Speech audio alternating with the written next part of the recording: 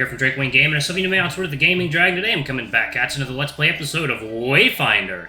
Anyway, y'all, before we jump into it, just wanted to let y'all know that our Patreon is now for as little as $5. Y'all can help support the channel and get some awesome rewards like permanent access to our community Discord server and full access to upcoming Not Safe for Work videos.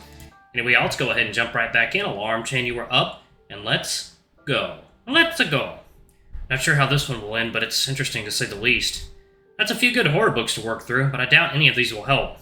I'm reading a rather lengthy chapter in a novel about a girl who travels to another world with her brother and meets a wolf, when I suddenly feel a tiredness. I don't think a nap would hurt, but I really shouldn't. Not here. I blink several times fast, trying to fight the weariness of my eyelids. It seems to work as I continue the page and move on to the next. God damn it. I fell asleep again.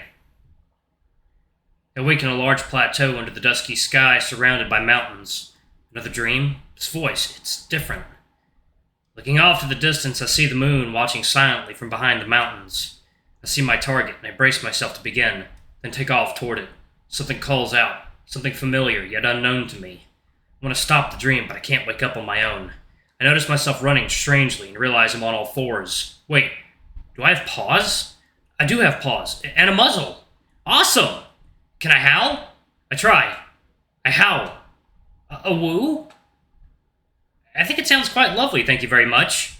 Brother will be very jealous, I think. Yes. Wait, I can speak in my dream this time? The dream being doesn't answer. To myself, this wolf dream shit is getting tiring. The sky above fades from dusk to deep night. Stars fill the sky and my goal grows further and further away. Time to hasten. The hunt begins. Reaching a forest at the base of the mountains, I continue my chase. I won't let you down, brother. I am a good hunter. What the hell? What is this? What am I seeing? I speed up past trees and rocks and berries and animal tracks and mossy logs and regular logs and many, many fallen leaves. I must go faster. Gotta go fast. Over a broken deer antler, under a half-fallen tree, wind in my fur. You're going too fast! You're gonna run into something! Be calm, Finder. See and hear. Feel and find. What?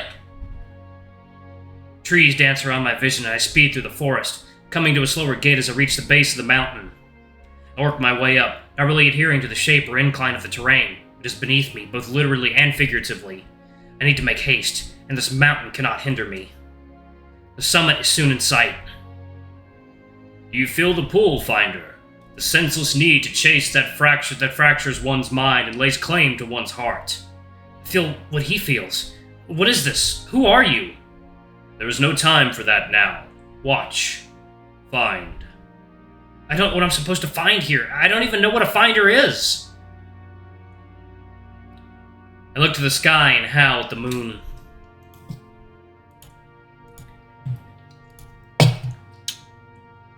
Brother would be proud indeed.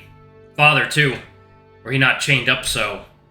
The fetter that binds him might not be broken any time soon, so I must do my duty for now.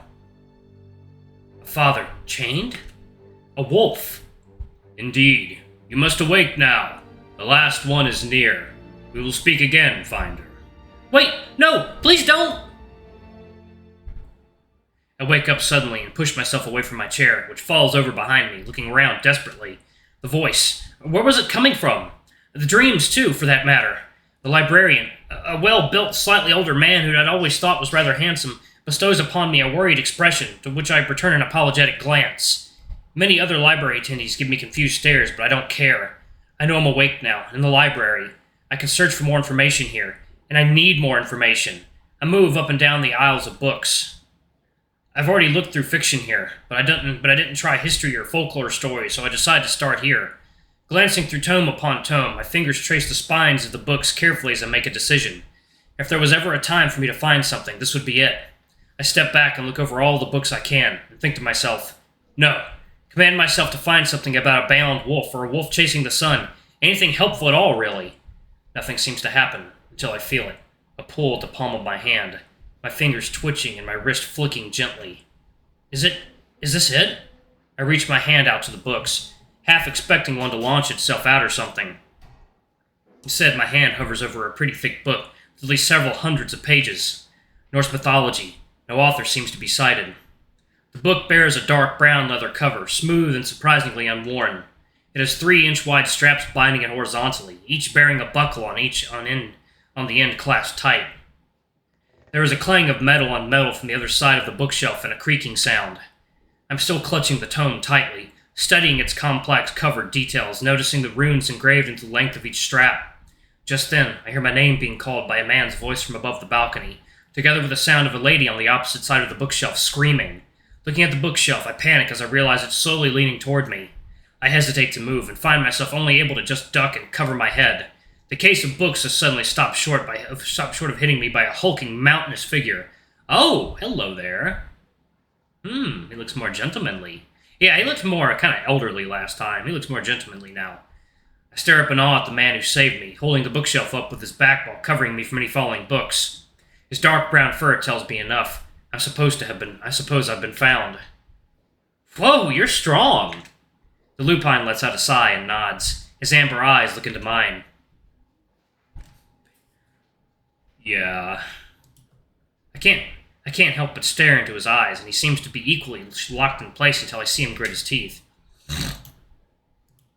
So, water time.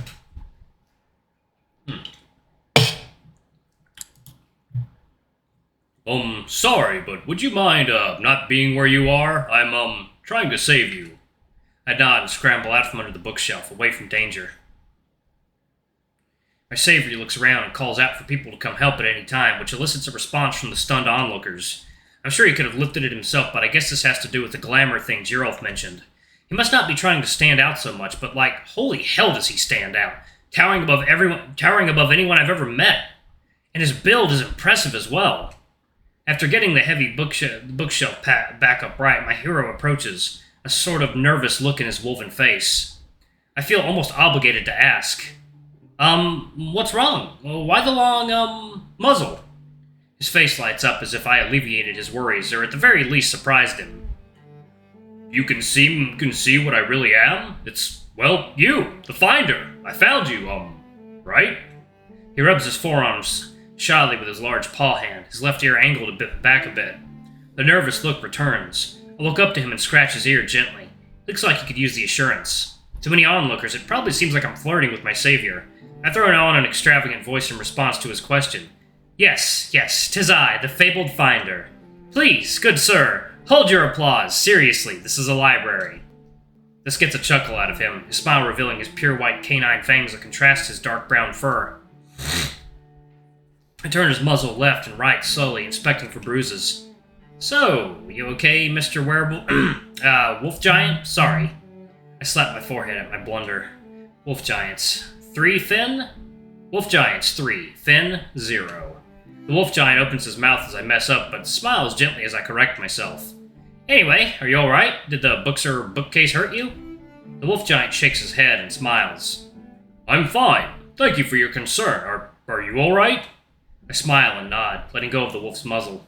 Yes, I am fine. Thank you very much for saving me. The Wolf Giant realizes something suddenly, and for the third time in my life, I see a Wolf Giant blush. Oh, right. My name is Biorn. It's an absolute pleasure to meet you, Fynn.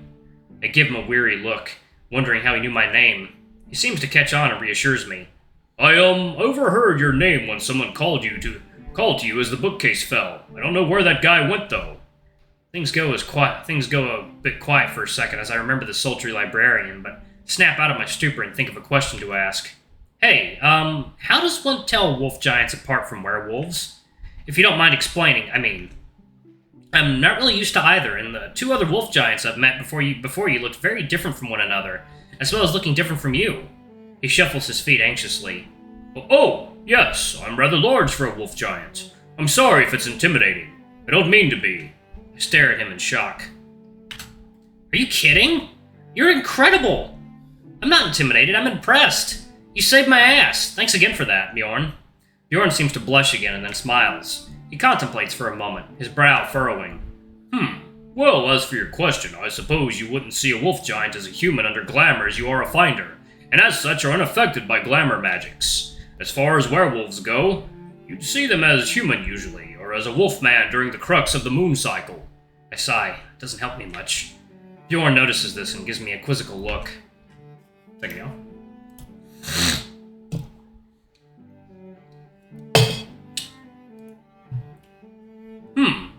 Are you alright? Did my answer help? Honestly, not much. If I run into a werewolf in wolf form, I won't be able to tell them apart from a wolf giant. I don't think waiting for them to turn into a human would be a reasonable way to find out, especially if it's time sensitive. Biorn chuckled softly, shaking his head. No, you're right. I didn't think that through very well. Oh, you mentioned you've met 2 other wolf giants already. I nod and look around to make sure nobody's listening. Can never be too careful. Yeah, one named Arkin and another named Gerolf. This seems to surprise and, to my surprise, excite him. His nervous demeanor drops entirely. Oh, that's interesting. The candidates are all from the bloodlines of the Great Wolf. That hasn't happened since Skull and Haiti themselves. Why, the implications of this are... I nod a few times as he rambles, understanding any of it but not wanting to appear rude. However, I realize that I don't know anything about what he's talking about, and this may be a chance to get some answers. I throw on a smile. That's awesome, I guess. Hey, I'm still new to this. Can you explain this whole Finder thing? Why am I necessary for you wolf giants exactly? An excited smile spreads across his face, no doubt a result of my body language in response to his possible willingness to share information. Absolutely not. Shit. I really need to stop answering their questions before having my own answered. I nod out of frustration, annoyed, and my expression sours. Well, why not? Look, it was nice meeting you and all, but I'm really not interested in helping you guys out until I start getting some answers of my own. Biorn lets out a sigh, shrugging and shaking his head.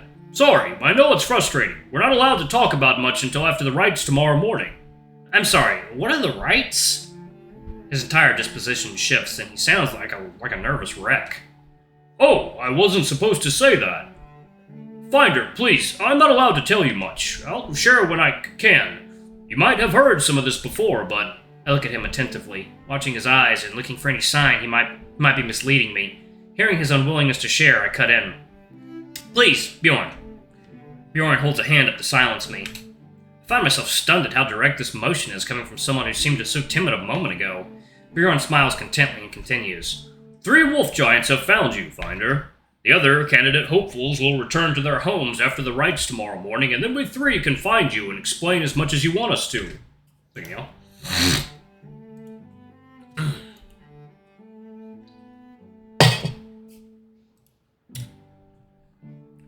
We need you to trust us. I'm frustrated, but I sigh and nod. Alright, I entertain you. If we 4 are meeting up, though, we're meeting us somewhere at least mostly public where I feel safe. I'll consider what you all have to say, then I'll answer you when I can. Well, okay. Do you have anywhere in mind? Well, that was short-lived. He's back to timid again. I ponder for a second and then remember my plans for the next day, and the perfect venue becomes clear to me. I volunteer at my garden center on the top floor of the nearby mall. The owner of the store likes to handle deliveries himself. He closes up early sometimes, so I can tend to things in peace, so there won't be any customers and he'll be happy for the extra help caring for the plants. Oh, you enjoy gardening? I read about the different common plants around this area when I learned we were coming here. I've been meaning to get a closer look at some of them. I'm impressed again, but hold this back from him. Yeah, I've been helping for a few years now, but Biorn, focus. Please. Find Arkin and Gerolf and let them know. It seems like you 3 are competing or something, but please don't sabotage them. His face lights up and he chuckles. You don't have to worry about that. I promise. I'll let them know and you'll have your answers tomorrow. I smile at this and then look at my watch. Oh, shit. I'm going to be late to my exam. Alright, I'm going to go ahead and pause it right there. Thank you all so much for watching. Don't forget to like, comment, subscribe, ring that notification bell, and check out our Patreon if you can. It always helps. Before I go, I'm going to give a quick shout out to our lovely bronze tier patrons. Thank you all for all you do for the channel. We greatly appreciate your support. Thank you to our silver tier patron, Cade Silverman. Thank you for going a bit above and beyond. It's greatly appreciated. Thank you to our gold tier patron, Amr. You're awesome. We love you. Thank you for subbing to your ultimate tier. Anyway, if y'all want to get your names and credits, get access to not safe for work contents as little as $5. Alrighty, I love you all, and I'll see you all in the next video. Bye-bye!